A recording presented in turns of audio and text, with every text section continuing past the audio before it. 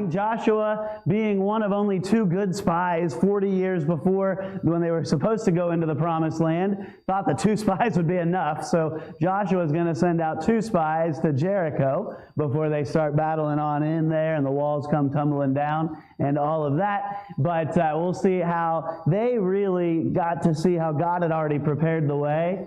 And even a lady with a horrible reputation named Rahab, who turned to God in faith, and that faith showed up in some big ways, and she got to see this chapter and through the Battle of Jericho that God had prepared the way for her and her family as well.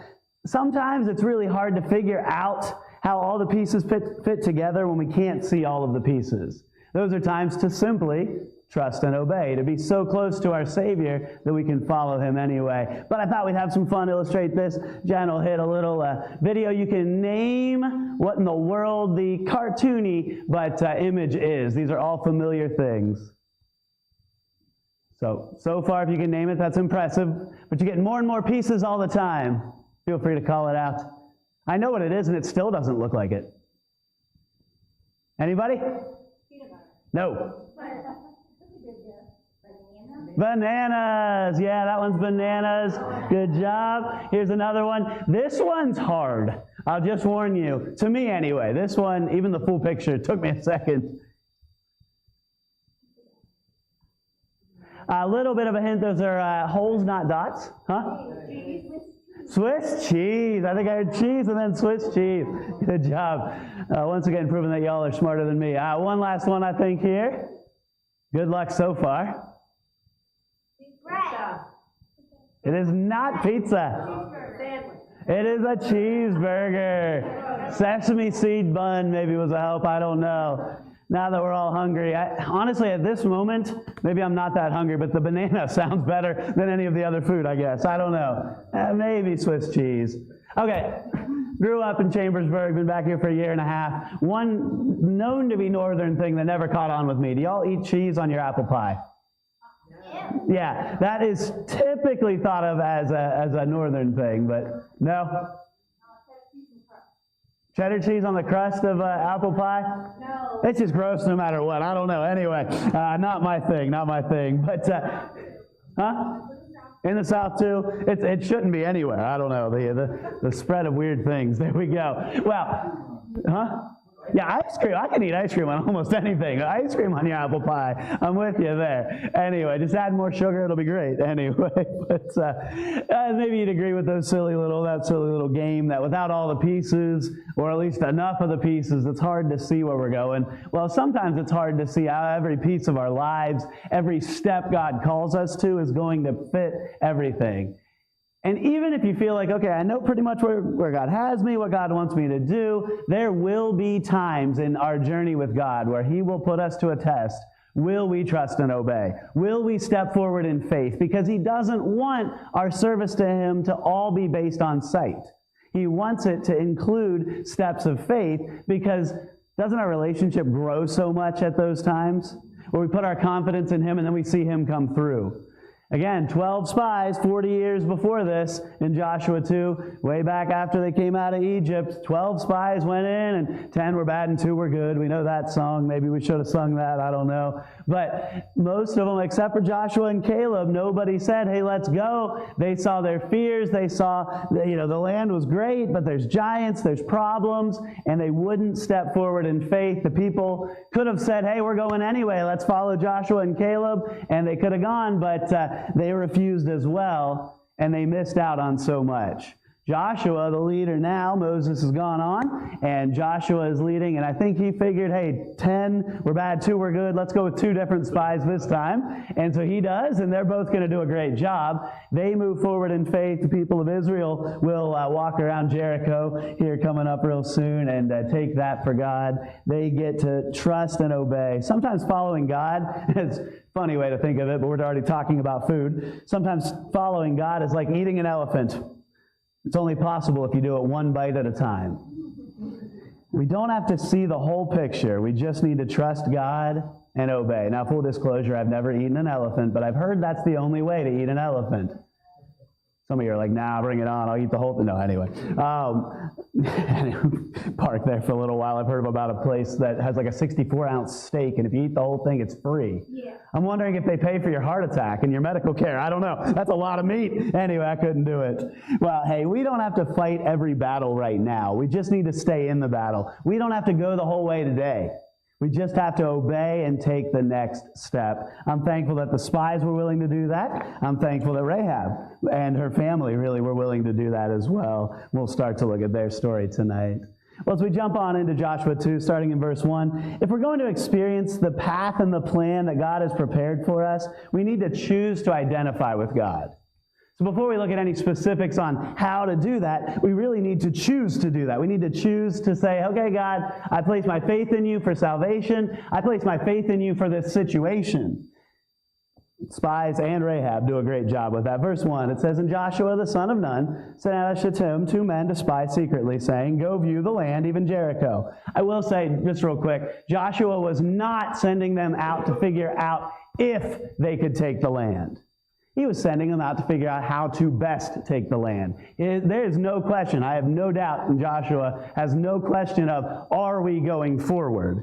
It's, okay, how are we going forward? He's in. He's ready. He was one of the good spies before. He's already seen God give them some victories before they get to the promised land, and they're going forward. Okay, how? So he sends them out not to decide if, but to help with how. And they went and came into an harlot's house named Rahab and lodged there. And it was told the king of Jericho, saying, Behold, there came men in hither tonight of the children of Israel to search out the country. So the spies got spied out. And verse 3, the king of Jericho sent unto Rahab, saying, Bring forth the men that are come to thee, which are entered into thine house, for they be come to search out all the country. And the woman took the 2 men and hid them, and said thus, There came men unto me, but I wist not, or I know not whence they were. And it came to pass about the time of the shutting of the gate, when it was dark, that the men went out. Whither the men went out, I know not. Pursue after them quickly, for ye shall overtake them. Hey, she knows they're over here, so go there real quickly. Now, she lied. I think that's pretty obvious. Couple of approaches to the fact, because God's going to bless her. She and her family are going to be able to hang out a scarlet cord, a red cord out of the wall there where their house is built into the wall, and they're going to survive. They're going to be the only people of Jericho to choose God and to be able to survive. So why did God bless her lie? And isn't that the question that a lot of people jump to? Does it say God blessed her lie? No, it says God. It indicates here and other places in the Bible that God blessed her faith. I believe God blessed her because of her faith, because she said, okay, God, I'm on your side. You're the one true God, not these false gods that all the people of Jericho are worshiping. You're the one true God. I choose to put my faith in you. I believe God blessed her faith despite her lie. Let's be honest. We're all sinful people. If God ever blesses us, which He does, it's always despite our shortcomings and despite sin in our lives. Now, that doesn't ever okay the sin. Others I've heard, people I respect will say, maybe it's more of like an espionage thing, like a spy is allowed to be tricky and she's not bearing false witness. And I've even heard a very wise, very godly Bible teacher say, in times of war, there's some different things. Literally, I can quote him on saying this. He said, if you're allowed to kill your enemy in war, you're certainly allowed to lie to your enemy in war.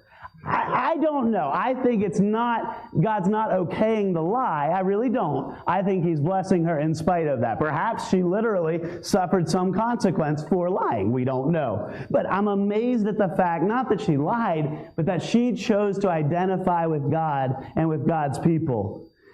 Man, identifying, it has almost become a dirty word in our culture lately. People are identifying as everything under the sun. It seems like the whole furry thing, identify as a cat, is going away, thankfully. In our local public school in our county in Virginia, there were litter boxes added to the public school restrooms.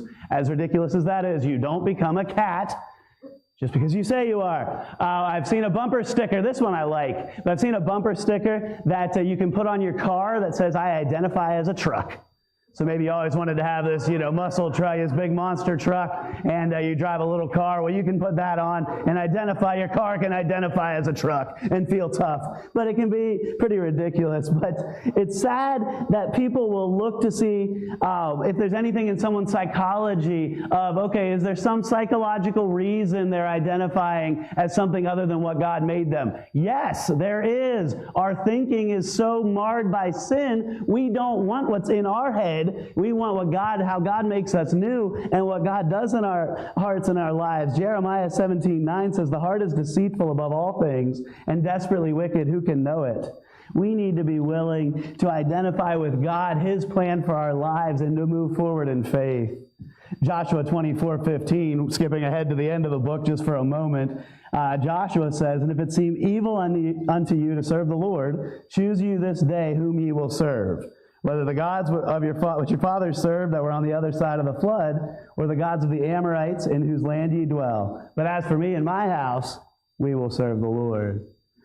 Rahab responded in faith. Hebrews 11:31 records her name in the hall of faith, as we often call Hebrews 11. It says, by faith the harlot Rahab perished not with them that believed not, when she had received the spies with peace. I love that. She didn't die with those that didn't believe, because that's not where she belonged. She did believe.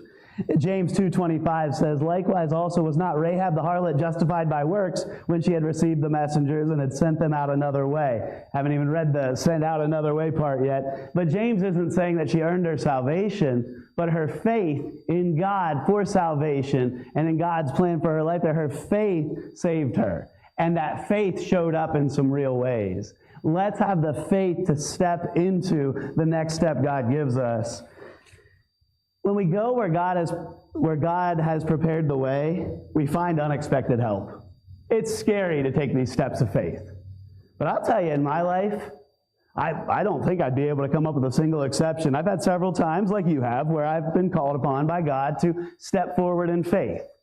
Maybe that picture's up there like in the game, and a third of the little blocks are filled in. I'm starting to see. It's always been where the next block was there, though, and I know the next step. And maybe I'm starting to see the picture, but I've needed to step forward in faith every time there have been unexpected blessings and unexpected help. Verse 6 says, but she, Rahab, had brought them, the spies, up to the roof of the house, and hid them with the stalks of the flax, which she had laid in order upon the roof. So she's hiding the spies there. And the men pursued after them the way to Jordan unto the fords. She sent them as far away as possible. And as soon as they which pursued after them were gone out, they shut the gate. So again, despite the lie God blesses, Rahab chose to respond to God, not to fear or the ungodly people all around her. Here are the spies. Can you imagine what they're thinking through some of this? I don't know exactly at what point they found out that they had been found out, but I'm sure there were some tense, scary moments. And yet they kept taking the next right step. Can you imagine placing your faith temporarily, ultimately in God, but temporarily in Rahab? This lady with a bad reputation, okay, she says she's placed her faith in God. We sure hope so, because she's hiding us over here. She could just as easily say, hey, guard, I got him, and get a reward. But she had her faith in God. They had their faith in God, and wouldn't you know it, some unexpected help came along the way. Well, next, when we go where God has prepared the way, we find God is already at work, so we don't have to let fear stop us. When we step into that next step with God, and the next step, again, it's Psalms that says, thy word is a lamp unto my feet and a light unto my path. It's not a spotlight to light the entire path. I always think of just, little flashlight, cell phone flashlight, lights up a couple steps. For me, if I'm walking around at night, that's my snake detector. I'm making sure there's no snakes. I don't want to step on a snake. I have never seen a snake in the last year and a half. We need to keep it that way. Anyway, but it shows you the next couple steps. Well, if we're willing to take those next couple steps, we'll find that God's prepared those steps, and He's prepared the way, so we don't have to let fear stop us. Verse 8, and before they were laid down, she came up unto them upon the roof. So, hey, sent the guards out. Now let the guys know they're safe. And she said unto the men, I know that the Lord hath given you the land, and that your terror is fallen upon us. In other words, hey, God's given you the land. That's L-O-R-D, all caps. In my Bible, maybe yours as well, that means Jehovah God, the Almighty, the I Am, hath given you the land, and that your terror is fallen upon us. Hey, we're scared to death. We know we're about to lose. And that all the inhabitants of the land faint because of you. For we have heard how the Lord dried up the water of the Red Sea for you when you came out of Egypt, and what ye did unto the two kings of the Amorites that were on the other side Jordan, Sihon and Og, whom ye utterly destroyed. The people of Jericho had already heard way back to leaving Egypt. Doesn't mention the 10 plagues. I don't know if they had heard about the 10 plagues, but they had heard about God. I think that's amazing for a couple of reasons. One thing God was doing was preparing the people of Jericho to place their faith in him. Rahab made the choice. Rahab's family stays in the wall on, with that red cord out when the battle comes, and they're physically saved. I tend to think they place their faith not just in Rahab's plan, but in Jehovah God. I tend to think Rahab's family placed their faith in God as well. Bible doesn't tell us, but God was giving every single resident of Jericho the opportunity to hear about his power, to hear about him, and to place their faith in him. I really wish more would have. Wouldn't that have been amazing? Obviously, God would have let them know, but if Joshua and the people get ready to walk around the city and they're like, hey, come on in, we're on your side, we worship God too, and they just got to, hand the city over and be a part of it. I don't know, that'd be amazing. I bring up Jericho, and all I can picture is VeggieTales and the slushies getting dumped down. If you haven't seen that episode for a little while, maybe before next Sunday, you can watch that. I don't know. But Pastor Kurt Skelly, that I often quote, he says, don't let your fears be your counselors. Fears will scream at you, but seldom scream anything rational. Don't our fears yell loudly sometimes? And don't they yell some dumb stuff? Literally. I'm talking about if I got to walk from my patio over to that door, and there's some light. There's a light on the other side of that door. We've got a light up on the patio, and I'm still getting my flashlight every time if it's dark out. Maybe it's 10 o'clock. I forget everything, so I'll do a lap, grab something I need. You drive by sometime. If you see me walking after dark, I've got that flashlight. I've never seen never seen a snake on property, probably because of my dogs. It's not even rational. I'm going to have that flashlight on. Maybe you can relate to that. Sometimes our fears tell us silly things, but sometimes they tell us things that could make us stop. Let's not listen to them. Let's remember that God has prepared the way. If God's called us to it, he has prepared a way, and he will do it. I wonder how much God had been preparing the people of Jericho 40 years before. That's when the people were supposed to go. Take the land. Makes sense. Cross Jordan. Jericho is going to be the first battle. I wonder if Jericho was even as fortified then. But I wonder if Rahab was ready to respond then. I don't know. God had already prepared them when they came. The people already knew about God and his capabilities. There's unexpected help. There's God's plan and provision. I love the illustration of this story. A young girl, not used to traveling, was to take a train ride through the country. And it happened that in the course of the day, her train had to cross 2 branches of a river and several wide streams. I think she was good with the train, but not with bridges. She had faith in a train, not with a bridge. The water was seen in advance. It always awakened doubts and fears in her. She didn't understand how it could safely be crossed. As they drew near the river, she really had this vision that the train was just about to plunge into the river and crash. But as they drew near the river, a bridge appeared and made a way over for them. 2 or 3 times the experience was repeated. She can't see the bridge way off in the distance. She's in a train car, can only see a little bit along the sides. Sees water, thinks it's over. Train's crashing. They're taking us the wrong way. And wouldn't you know it, a bridge appeared. Every time. We take that for granted. But she commented at the end of her trip, it wasn't a big deal, breath of relief and confidence. Somebody had put bridges for us all along the way. Simple illustration. Hopefully she had an easier train ride home or whatever it was and had some confidence in the railway makers. But for us, God will provide bridges along the way. Sometimes we won't see them. Sometimes we'll just see the problems at first. Sometimes bad things will happen and we'll have no idea how God could bring good out of it. Oh, that's how. Do you ever have a light bulb moment? You got to see a little bit of what God was doing?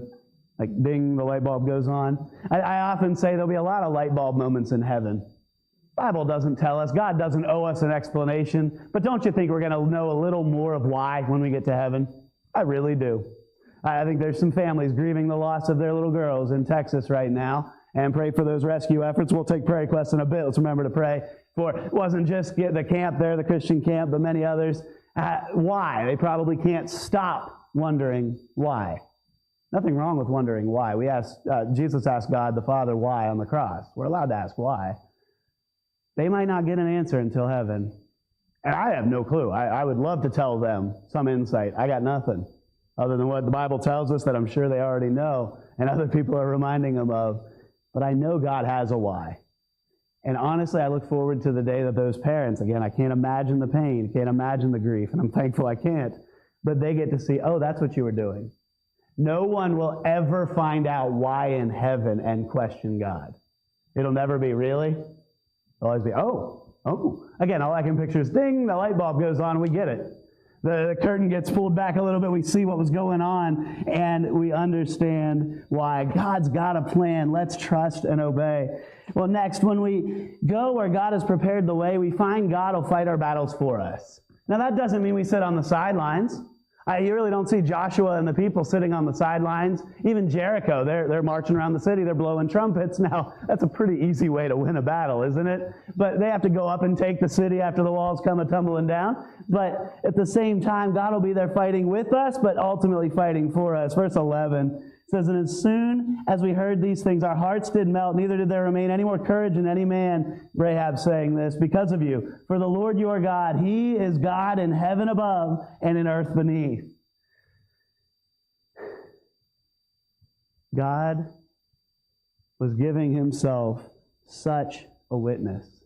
Can you imagine the joyful scene in heaven and on earth if there would have been a lot more people place their faith in God like Rahab did? They saw how amazing and how powerful, how one true God is. Rahab responded in faith. Many are cowering in fear. And we see God's already fought the battle. God partly fought the battle, I believe, by sending that witness ahead. I don't know if it was spies. I don't know if it was travelers saying, hey, we just got whooped by these Israelites. You better not mess with that. I have no idea. Better hope the Jordan River's nice and flooded so they can't get across. I don't know. But God had sent that witness forward. When the battles come, God is going to fight battle after battle in the promised land, give them victory after victory. When we go the way God has prepared for us, it doesn't always mean traveling, it doesn't always mean moving. A lot of times it's moving our mouth and witness, even when that's the scariest thing to do. A lot of times it's standing for truth. Lovingly, kindly, again, no jerks for Jesus, but at the same time, being willing to open our mouths, being willing to move our feet, not necessarily move our address, but being willing to go and realizing, okay, this is the way God wants me to go, so He's prepared it all along the way. Everybody had heard about what God had done, and it ultimately won the victory in so many ways. Jericho, they weren't coming out to the battle, they were hiding in behind their walls, made it nice and easy to march around. I don't think the Bible records any arrows or spears flying off that wall, any buckets of hot oil that they used to do back in those days. No, they were hoping the walls would keep them safe because they knew God would give the victory. Well, those walls were no match for God. Oh, that they would have turned to God in faith. He sent that witness there. Next, when we go where God has prepared the way, we find others wanting to join. We've talked about that some, but again, it's going to be Rahab and her family. I wish others would have as well. But it was God's glory drawing people to Him. And sometimes we think the battle's all about us. And the battle we're going through, it's all about God. Let's let it be all about God. Let's be joyful, maybe not happy, but joyful that we get to be a part of what God is doing even when it's difficult. Picking back up in verse 12, Rahab says, now therefore I pray you, swear unto me by the Lord, since I have showed you kindness, I saved your life, that ye also will show kindness unto my father's house, and give me a true token. Hey, promise you're going to keep us safe? Give me proof of that. And that ye will save alive my father and my mother and my brethren and my sisters and all that they have, and deliver our lives from death. And the men answered her, our life for yours, if ye utter not this our business. And it shall be, when the Lord hath given us the land, that we will deal kindly and truly with thee. Then she let down by a cord through the window, for her house, let them down, for her house was upon the town wall, and she dwelt upon the wall. And she said unto them, Get you to the mountain, lest the pursuers meet you, and hide yourselves there 3 days until the pursuers be returned, and afterward may ye go your way. Verse 17, And the men said unto her, We will be blameless of this thine oath, which thou hast made us swear. Behold, when we come into the land, thou shalt bind this line of scarlet thread in the window, which thou didst let us down by, and thou shalt bring thy father and thy mother and thy brethren and all thy father's household home unto thee. And it shall be that whosoever shall go out of the doors of thy house into the street, his blood shall be upon his head. In other words, he'll be responsible for his own life, for his own death, and we will be guiltless. And whosoever shall be with thee in the house, his blood shall be on our head, if any hand be upon him. And if thou utter this our business, if you tell on us, hey, the spies are going over there, then we will be quit of thine oath, and it'll be broken there, which thou hast made unto us to swear. And she said, According unto your words, so be it. And she sent them away, and they departed, and she bound the scarlet line in the window. Why was the rope red? Now, we could dig into Jericho history. I have not done this. Maybe most rope was red there. I don't care. That's red for a nice picture for us as well. It's just kind of almost an added bonus in this passage. I often talk about that scarlet, that red cord that runs throughout even the Old Testament, all about Jesus and the plan of salvation. Here, it's, again, faith in God, same as we can place our faith in God through Christ. And we see her do that. Again, her father, her mother, her brethren, they don't live there. They had to make a choice. We're going to trust what Rahab says about God? I believe they trusted God for themselves and not just for salvation temporarily during the battle. I believe they're in heaven today. I believe they place their faith and trust in Jehovah God all the way. Just some amazing things that we get to look at here. Next, when we go where God has prepared the way, we find the next step to be possible. And we've talked around that idea, but it's not going to all seem like something we can wrap our minds around. But if we're willing to take that step, sometimes it feels like stepping into the abyss, stepping off a cliff. We'll find there's bridges all along the way. Let's wrap this up. In verse 22, it says, And they went and came unto the mountains. So the spies are following the plan there. And they abode there 3 days until the pursuers were returned. And the pursuers sought them through all the way, but found them not. So the two men returned and descended from the mountain and passed over and came to Joshua the son of Nun and told him all things that befell them. And they said unto Joshua, Truly the Lord hath delivered into our hands all the land, for even all the inhabitants of the country do faint because of us. I imagine the spies thought it was the scariest thing in the world to just the two of them go into Jericho. I mean, the Bible doesn't specifically say that. I don't think they were glad the whole time. I doubt that they felt glad to be the two. You sure you can't send that guy? I think he looks fast. Oh, he's real short. He'll sneak right in there. I don't know. Maybe they volunteered for it. Maybe they were eager. They had to have some moments of fear, but wouldn't you know it, they obeyed, followed God's plan, and it was going into Jericho, the probably scary thing. No army with them, not the 2 million or so Jews behind them, just the two of them. And that's where they found out, hey, the next step after this is possible. The battle, it's already won. They're scared. They're running scared. People are turning to faith in Christ and in God. That's amazing. And it was that step of faith that showed them that the next step was possible. We'll get there. It's not in chapter 2. But when they stepped into the Jordan River, it hadn't parted yet. And I love that image. I'll probably use that image throughout the book of Joshua because they stepped in, priests leading the way, and then God parted the water. Now, other than those first couple, they got to see it part, but they're all moving forward. I imagine it crossed some of their minds. Okay, we remember we heard about the whole Red Sea thing. That was amazing. God parted the water, and then they walked across on dry ground. This is, my shoes are getting, my sandals are getting pretty squishy here. And they stepped in. Sometimes we've got to step in even before the waters part. And by the way, it's simple. If God tells us to go, we need to go. If God tells us to do something, we need to do it.